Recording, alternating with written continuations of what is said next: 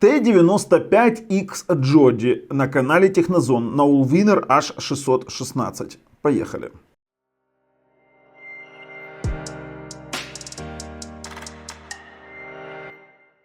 Пишут Ультра HD 6К. Ребята, зачем вы людей обманываете? Блин, ну это же обман. Не может она 6К вывести. Не знаю, что она там может декодировать, но вывести она может максимум 4К. Вот такой вот достаточно интересный ТВ-бокс попал к нам сегодня в руки. Почему интересный? Потому что первый раз T95 сделали что-то более-менее нормально на Allwinner. Я удивлен почему, потому что она не тротлит. Обычно проблема Allwinner в чем? В том, что он жутко греется и начинает тротлить, поэтому все в общем в целом тормозит. Конечно же, в данной приставке нет автофреймрейта. Конечно же, в данной приставке много каких-то минусов, связанных с Android 10. Но в целом данная приставка нами расценена как имеет право на жизнь для определенного набора каких-то действий. В частности, для просмотра IPTV отлично проигрывает IPTV 4К и просмотра YouTube до 4К 30 FPS, плюс она отлично проигрывает фильмы с внешнего жесткого диска, плюс какие-то стриминговые сервисы, либо HD Video Box и Lazy. Что касаемо торрентов, то торренты здесь проиграть проблематично из-за того, что здесь стоит Android 10 и у нас были проблемы с установкой TorServe. Как мы ни крутили, ни вертели, мы TorServe поставить на данный TV-бокс не смогли. Что у нас внутри? Внутри у нас Allwinner H616, 4х64, LPDDR4X здесь стоит оперативная память. Здесь есть 5 ГГц Wi-Fi, который топит под 200 мегабит. Есть 2.4, который тоже неплохо топит. На MUMIMO, так я говорю, на MU-MIMO роутерах он топит больше 100 мегабит. На самых обыкновенных роутерах около 40-50 мегабит. На боках у нас есть аудио-видео, LAN RJ45 100 мегабит, HDMI, разъем питания, 2 USB 2.0 и разъем для TF-карт. Насчет USB 2.0, то здесь не стоит переживать. Почему? Потому что при CPTT-тесте мы выяснили, что с этих USB вы можете проигрывать любой контент без ограничений. В частности, мы проигрывали Gemini Man 4К 60 FPS, 70 гигабайт, при этом еще и с Dolby Digital. Да, здесь есть 5.1 звук и DTS и Dolby Digital. Если мы посмотрим на AliExpress, то за версию 4х64 вы заплатите $39.90. То есть это действительно бюджетный ТВ-бокс. За версию 4.32 36 баксов. Продавец проверенный. И они здесь обещают очень много, но немножечко приврали. В частности, VP9 профиль 2 до 6К 30 FPS, он 4К 30 FPS максимально может проигрывать. 4К 60 уже не может проиграть. Поэтому ссылка на данного продавца лежит в описании под видео. Переходим, смотрим. Кстати, торренты мы смогли проиграть через A-Stream Media. Вот как-то так. Я оговорился про торренты, через TorServe так и не смогли. Что еще из минусов, кроме отсутствия автофреймрейта и невозможности устанавливать TorServe, в принципе, данный TV-бокс неплохо работает. То есть вот мы покажем абсолютно всю правду. Плюс нас не устроило, чего нам не хватило, это возможности выводить плавающие окошки для того, чтобы можно было мониторить температуру. Но в тротлинг-тесте это абсолютно зеленый график, и максимальная температура была 76 градусов. При этом мы ее скринили в процессе тестов, и больше 73 мы не заметили температуру при воспроизведении контента мультимедийного. Игровые возможности, честно вам скажу, гадкие, то есть на ней играть нельзя. Это сразу отвечаю на все вопросы тех, кто это пытается делать на такого рода приставках. Но советую вам дождаться резюме, чтобы мы вам прорезюмировали, что же данная приставка может и для чего мы ее позиционируем. Подписываемся, нажимаем колокольчик, чтобы не пропустить все наши дальнейшие самые честные видосики. Ну а также говорю вам хавабанг, ребята, это же Бубльгум. Поехали. А вы знаете, мне нравится такой интерфейс. Действительно нравится. Здесь можно добавлять избранные свои плиточки, например. Тут выберем, ну давайте CPU Throttling Test и выберем еще какую-нибудь штукенцию типа Netflix. Да, здесь есть черный Netflix. Слева у нас 3 менюшки. Есть у нас с настройками меню, есть у нас меню со всеми приложениями. Внизу есть кнопочка удалить. Вы здесь можете удалить быстро приложение. И есть кнопка очистить память. Вот у нас ракета полетела. Сами по себе настройки, это Android 10, содержат настройки Wi-Fi, где вы можете подключить, например, 5 ГГц. Плюс у нас есть Bluetooth, аккаунты, с аккаунтами вопросов не возникло. В самой настройке устройства, если мы зайдем об устройстве, мы увидим, что это Pixel 2. Ну, они вот так вот Android 10 адаптировали. Взяли от Pixel 2 слепок Android 10 и запилили свою прошивку. Не самый лучший вариант, но она работает. Mouse мод есть, это для регулировки скорости передвижения мыши со стандартного пульта. В разделе экран у нас есть HDMI Output мод. У меня здесь только те разрешения, которые поддерживают мой рекордер, а вообще он поддерживает от 480p до 4К разрешения в 60 Гц. Можно у нас менять размер экрана для избежания оверскана на вашем телевизоре. Если у вас вылазит за границу экрана изображение, то здесь можно это исправить. Можем выбирать NTSC PAL. У нас есть управление режимами цветности и есть HDR абсолютно нормально работающий. В разделе входы вы можете включить HDMI цик, который работает только на включение-выключение приставки вместе с телевизором. В разделе звук вы можете выбрать, вот мы кстати Enable Pass-Through сделаем, то есть это мы включим режим проброса звука прямого и плюс выберем, вот у нас как раз через HDMI подключено. Выберем форматы вручную и будем проверять. Больше у нас здесь ничего нет. Ну, из хранилища могу сказать, что здесь 64 гигабайта хранилища. По настройкам все. Ну, в принципе, здесь есть быстрый доступ к настройкам, к некоторым моментам, например, к языкам, но сам интерфейс язык не меняет. В AIDA 64 все абсолютно стандартно. 4 гигабайта LPDDR4X на 64 хранилища. Центральный процессор 4 ядра ARM Cortex A53 до 1,5 ГГц. Это Allwinner H616. За отображение отвечает Mali G31. Connection Speed нашей сети Wi-Fi 5 ГГц неплохой, проверим обязательно в спид-тесте. И вот вопрос температуры. Это первый Allwinner, который я вижу с нормальными температурами. Но при том, что здесь есть датчики температурные, к сожалению, ни один из температурных виджетов работать у нас не будет. Так уж реализован Android 10, где мы не можем получить доступа к уведомлениям. Вот, например, видите, Desktop Floating Window, мы нажимаем. И так абсолютно со всеми виджетами CPU Float не поднимается, никакой вообще не поднимается. Кстати, знаете, что вот самое интересное? Это тоже один из вариантов прошивки на Allwinner H616, когда все ядра не молотят постоянно на 100%. То есть, скорее всего, здесь Android 10 больше зашел для работы с Allwinner. Но это не значит, что мы с вами не проверим CPU Throttling Test. В CPU Throttling тесте температура максимальная будет видна.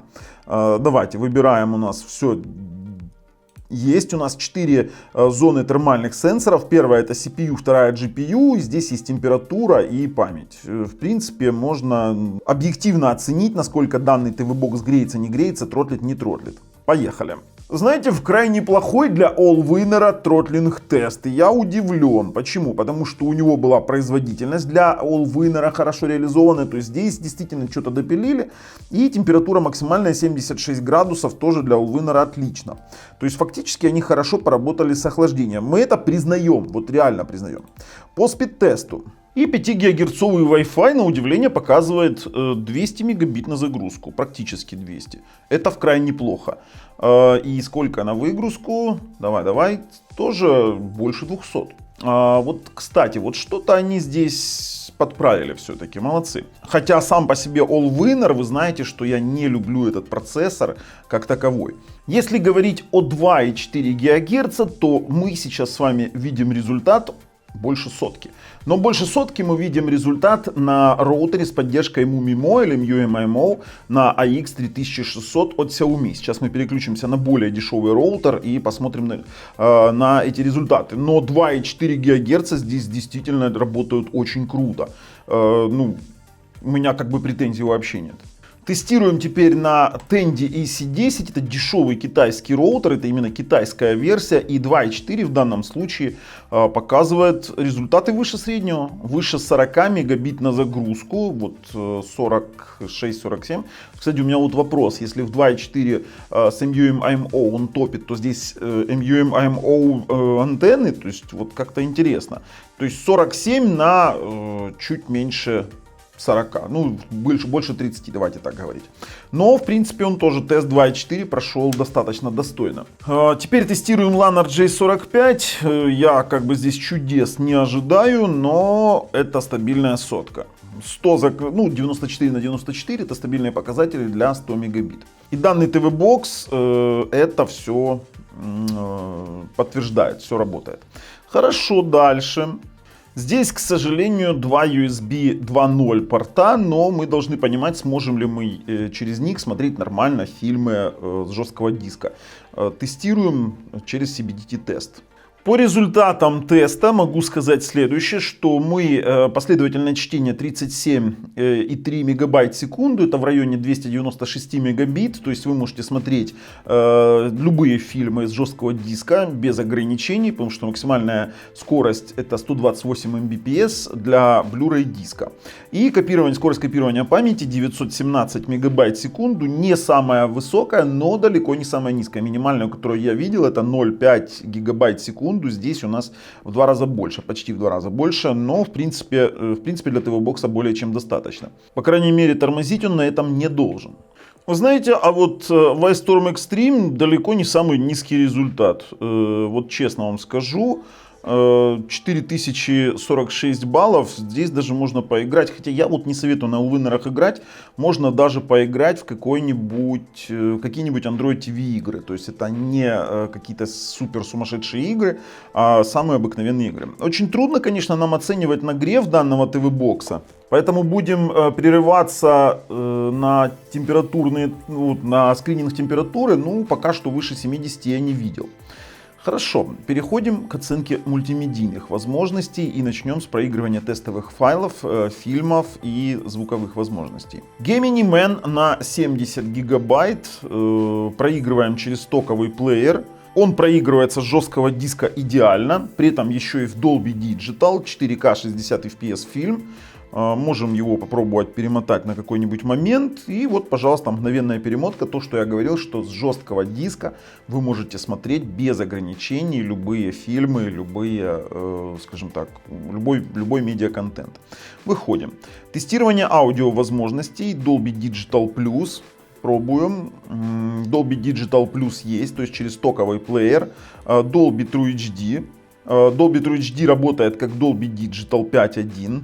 DTS ядро, DTS есть 5.1 звук ядро и DTS HD Hi-Res транскодируется в простой DTS, есть как есть, но 5.1 звук здесь работает. В принципе, вы можете проверять все что угодно, здесь работает и HDR, и любые тестовые ролики будут проигрываться без ограничений, любые фильмы, поэтому мы спокойно заявляем, что здесь с жесткого диска все работает отлично. Проигрываем IPTV. Но сами понимаете, так как здесь нет автофреймрейта, то, конечно же, при использовании его как IPTV или OTT бокса я советую сразу же включать разрешение в 50 Гц. То есть AFR нет, вы это прекрасно знаете. Включаем 4К каналы. Включили 4К канал «Наша Сибирь». Все идеально работает. Давайте пробуем следующий какой-нибудь канал.